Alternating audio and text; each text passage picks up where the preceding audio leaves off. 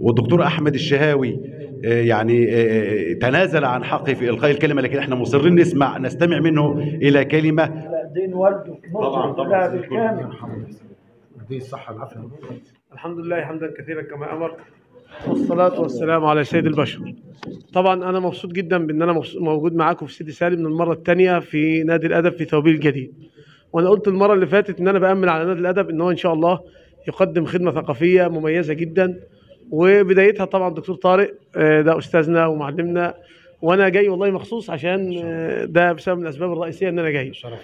ومع ان انا مرتبط بموعد لكنني استفدت من سيادتك جدا جدا، وكل اللي حضرتك قلته ان شاء الله نبدا يبقى رشده التطبيق عمليه في اللي جاي ان شاء الله يعني.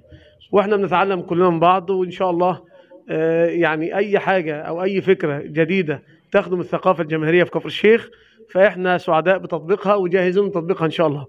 وزي ما سيادتك بتقول موضوع الشغل في الشباب والرياضه، احنا فعلا عملنا بروتوكول تعاون مع الشباب والرياضه والجامعه والتربيه والتعليم، وده واقع انا من اول شهر 12 ونفذنا مع الجامعه والتربيه والتعليم والشباب والرياضه اكثر من فعاليه.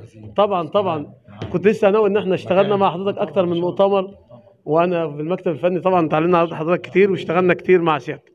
فبشكر سيادة حضراتكم جميعا، وكل سنه وانتم طيبين، وان شاء الله دايما معاكم في النادي الادبي ان شاء الله.